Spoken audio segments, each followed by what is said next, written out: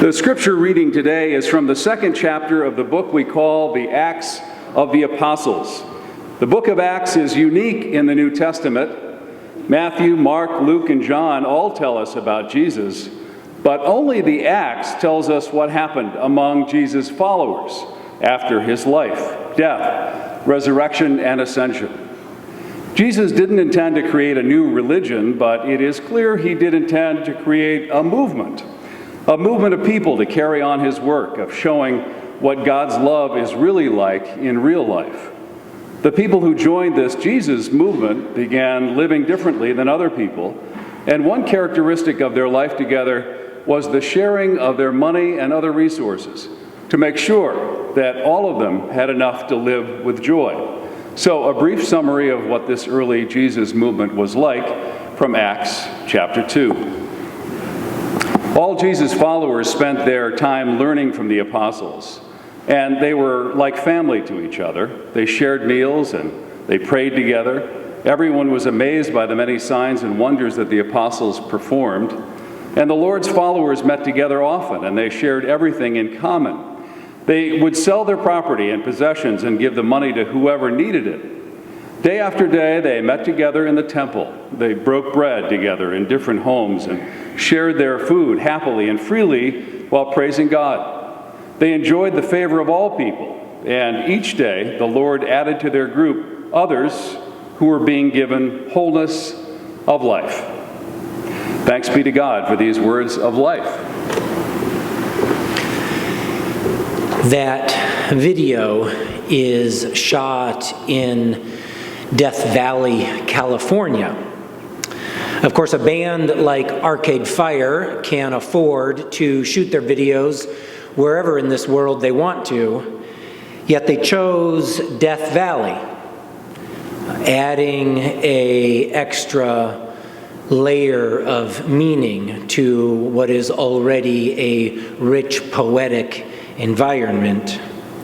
And I don't think it's any surprise for me to say that the claim of this song is that we are stuck in a world of endless consumerism. The very title of the song, Everything Now, points in that direction.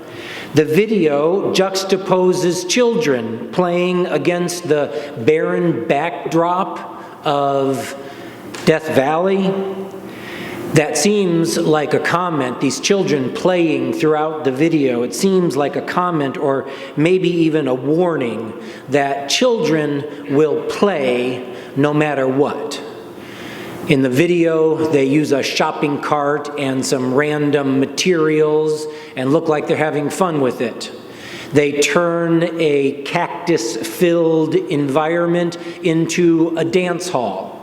They turned a crashed satellite into a jungle gym.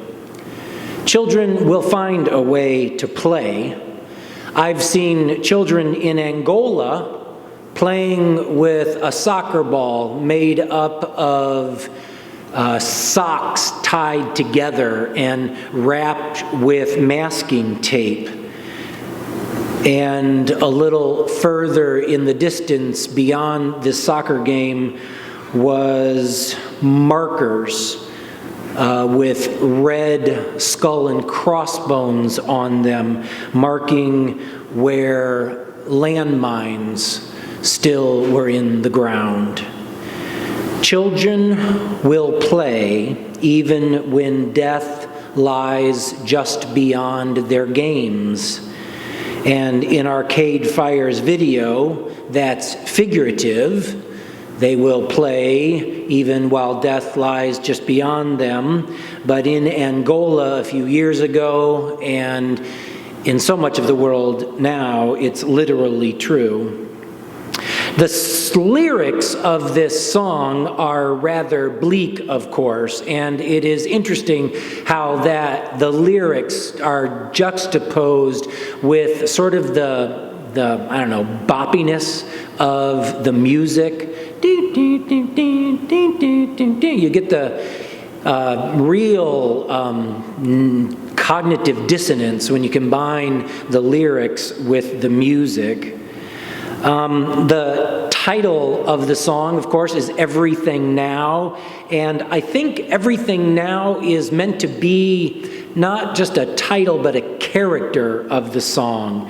Everything Now is portrayed as a character. It's not just an abstract idea, something we're pursuing, Everything Now. But Everything Now seems to be a corporation. Its logo, EN, is on everything in the video, from the billboard to the signs that you walk by to the back of people's shirts. It's a corporate logo that dominates everything now. It sort of reminds me of the TV show Chuck. You all see that maybe? You can stream it on video. It's really hilarious and kind of interesting. Chuck was a normal guy who accidentally had the entire database of the U.S. spy agency downloaded into his brain. And he's like this everyday dork, but he's an incredibly important dork because of what's now in his brain. And he worked as a sales guy at a big box electronics store, obviously an imitation of Best Buy. But the name of the store in the show is Buy More. Buy more. Everything now. Buy more. There's social commentary all around in popular culture. The lyrics of this song say, everything now, I need it. Everything now, I want it. Everything now, I can't live without.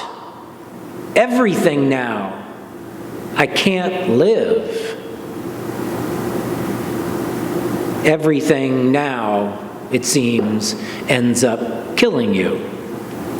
The song continues, the ashes of everything now, I'm in the black again. Hear the double entendre there? In business, of course, being in the black is a good thing. You're making money again. But ashes are also black. Charred remains of everything burned to the ground. The ashes of everything now. I'm in the black again. Can't make it back again from everything now. Once you've pursued everything now, can you come back again? The idea of this Testify, Sanctify, Spotify series is to take the testimony to which something is testify, and in a sense sanctify it by connecting it with the gospel of Jesus Christ, the gospel that comes to us in Scripture. So the idea of this series is to take the poetry of smart modern music and bring it into dialogue with our scriptures. And with Arcade Fire in this song and video, that connection is pretty easy to make. There are lots of biblical stories and sayings that I could have drawn upon in this sermon today, from the Old Testament to the New. Take your pick. From the 10 Commandments, you shall not covet your neighbor's house, nor servants, nor donkey, nor ox, nor anything else of all your neighbors. You shall not covet everything now.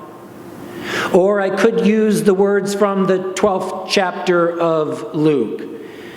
What good does it do you if you gain the whole world, everything now, but do damage to your soul?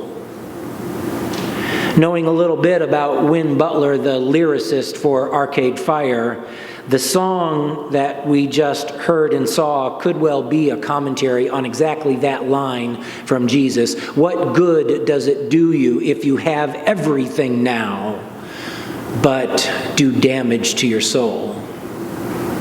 But the passage that I've actually decided to pair this song with today leads in a somewhat different direction, because I think the song is more than just a critique of modern economic life, of our pursuit of everything now. I mean, It's easy to critique the modern world, right? It's easy to critique the modern economy, and probably all of you are on the same page with me about that today. You probably wouldn't be here if you didn't have some sort of cognitive dissonance, some sort of disconnect with the way that modern life is playing out in the world today.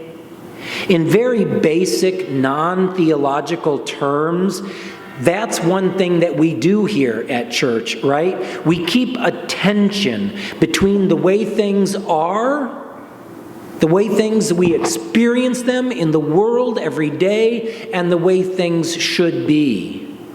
We give you a vision here, and I think that's why you come back again, because we give you a vision here of a better world, a world with more love, more generosity, more justice, more human flourishing. We can't always make it happen, but we can hold out that vision. More than half of the world's population today lives on less than $2.50 a day. Over 1 billion people in the world live on even less than that, $1.25 a day. That's about half of the cup of coffee that I purchased at Dunkin' Donuts on the way here today. It doesn't have to be like this. And that's what we do here. We maintain a vision of a better world. Jesus doesn't want it to be like this. His vision was of a different world. The average household income in Hinsdale is $157,000 a year. I personally make a little less than that. And people talk about the 1%. At least a couple years ago, we were all talking about the 1%, but we don't really have a global perspective on that. With my income, I am in the top 0.07% of the world's population. In other words, if you lined up 1,000 people, you probably couldn't fit them all right here at the front of the sanctuary, but if you were packed them in tight, put the richest person in the world there by those doors and the poorest person in the world down there by South Parlor, 1,000 people in that line, I would be the 7th person in line. And the funny thing is that I would probably think more about and worry more about the 6 people in front of me than I would the 992 behind me. The world doesn't have to be like this. But again, I hope that we're all pretty much in this together. It's easy to criticize modern economic life while, of course, still taking full advantage of it. But again, the song that I'm working with today makes that point. And that is very clearly there in the song, everything now, as if that is what we were pursuing all the time. But the song also goes in a little bit different, I think, deeper direction, because it takes our modern pursuit of everything now and shows us what it really does to us. Because it's not in the end just about the money. It's about the charred remains that the pursuit of everything now leaves behind. It's about the isolation, the loneliness, the longing for connection. The song mentions a dad who's never home, a family who numbs the pain of their broken relationships with noise, people who pretend that they have everything now, but every time they smile, it's fake. The whole thing, the video, the song, ends in flames. The ashes of everything now. I'm in the black again. Can't make it back again from everything now. Bromley recently reminded me of a line from Malcolm Gladwell, who has done a lot of research into poverty in America, and he concluded, poverty is not deprivation, it's isolation.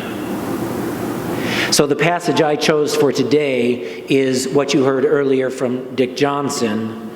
It's a tiny little glimpse into the life of the early Jesus movement. It's not even right to call this group of people the early church yet. It's not even that developed. You might call it the earliest church, or the proto-church, or the early adopter vision of the church. It's really just a few people who tried to follow Jesus, mostly in and around Jerusalem, maybe in Nazareth, Capernaum, where Jesus came from.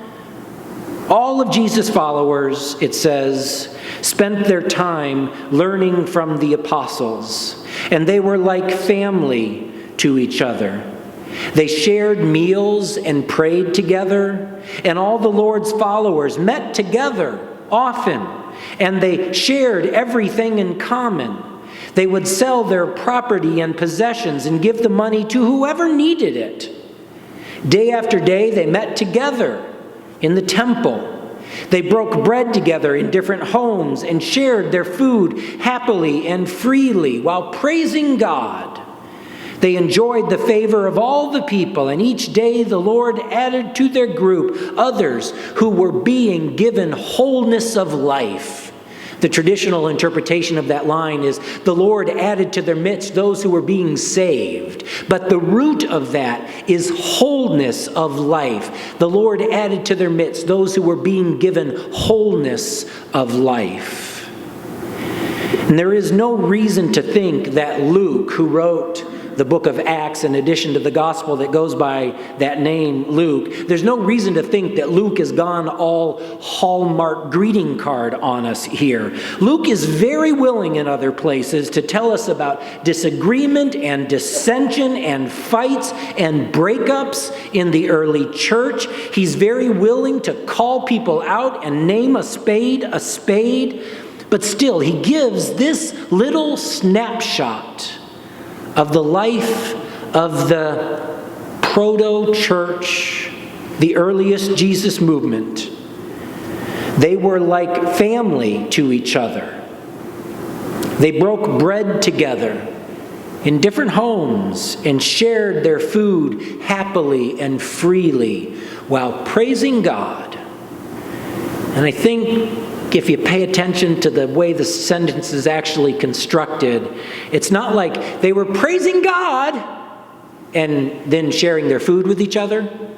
It's that by sharing their food, they were praising God. It's difficult to overstate how strange this behavior in the early Jesus movement was in the midst of the Roman Empire.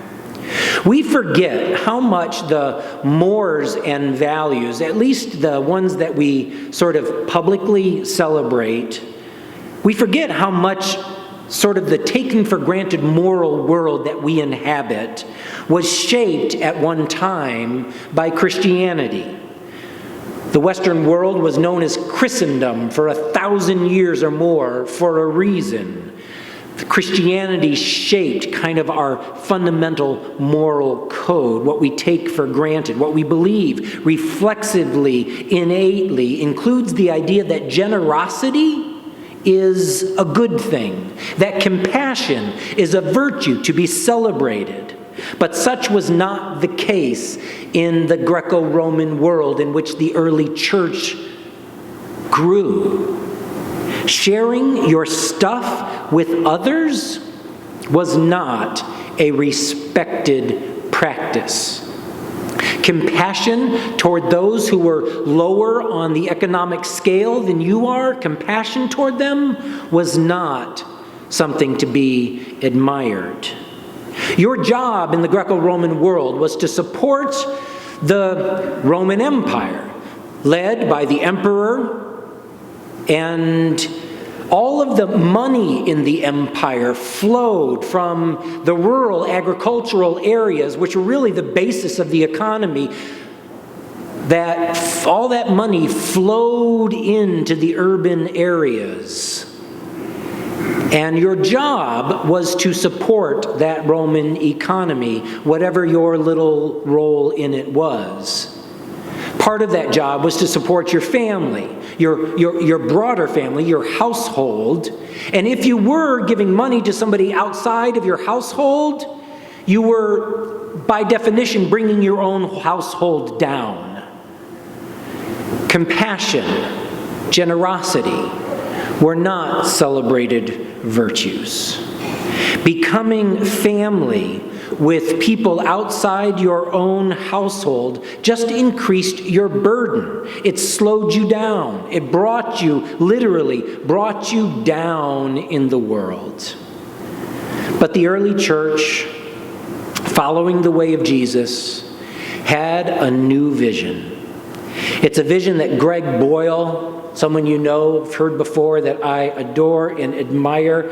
Greg Boyle, the leader of Homeboy Industries gang intervention program in Los Angeles. He calls this new vision kinship, a new way of being together in the world. Mother Teresa got this exactly right when she said, the problem in the world is that we've just forgotten that we belong together. We belong to each other. What we all want to create and form in the church is a community of kinship, such that God might actually recognize it as such. God might actually recognize that community as God's own people. The question, as Greg Boyle presents it to us, is how do we create a circle of compassion and then imagine nobody standing on the outside of that circle? How do we move in our lives toward the edges of that circle so that we can reach out and pull others in until there is nobody left out? I suspect, says Greg Boyle, that if kinship was our goal, we would no longer be promoting justice, we would be celebrating it. For no kinship, no justice. No kinship, no peace. And finally, another quote from Greg Boyle: the measure of our compassion lies not in our service of those on the margins, but in our willingness to see ourselves in kinship with them. There's an idea that has taken root in our world, and in many ways it's the root of all that is wrong with the world, that there just might be lives out there that matter less. And it's just not true. All of Jesus' followers were together, and they worshiped God, and they shared their goods, and they brought others in, and they created a community of kinship where none existed. Now, when I conceived of this sermon originally, I wanted to make sure that I got practical. It's easy to talk in general about money and even about kinship. But it's not so easy to make it real in our lives, especially in communities like those we live in. And so I want to close by giving you 4 practical ways to think about how to avoid the curse of everything now and the breakdown of kinship and community that inevitably comes from it. The first is really drawing upon the old tradition of our people. We are Congregationalists. We come from that group of people that were once known as the Puritans in this country. And part of the Puritan way of life was not just to condemn others and, insist that nobody have any fun in the world. Part of the heart of the Puritan way of life was the sense that following the way of Jesus meant that we should live simply in this world. If you are fortunate enough to have a little more than you absolutely need, then still live a little more simply than you can afford to, and use the rest to be in connection with others, to not build wealth, but to build community, which is true lasting wealth. Live simply in this world and use the quote-unquote extra to make connections with others. Secondly, don't buy into the advertising world. Now, there are a lot of good things about advertising. Some of you probably work in advertising. There are perfectly good things about the advertising world. It gives us information we need. It gives us sometimes the motivation we need. But wow, advertising in our society goes to excess. Advertising is the liturgy of the modern world. If what we do here at church is liturgy, trying to shape us into the narrative of Jesus, then advertising is the liturgy of the modern world that tries to shape us into people who consume everything now. We don't need everything now. We don't need to be guided by visions that sell us everything from toothpaste to automobiles, not based on the qualities of that product, but on how it can make us look if we use that product. That's the whole goal of advertising, is to say, you will look better, you will be thinner and younger and richer if you use this product. It's just not so. We don't need to pursue everything now just because advertising tells us so. Be shaped by this liturgy, not by the liturgy of modern advertising. Third, as Greg Boyle suggested, create a circle in your mind, a circle of compassion and generosity, and then imagine that nobody is outside it.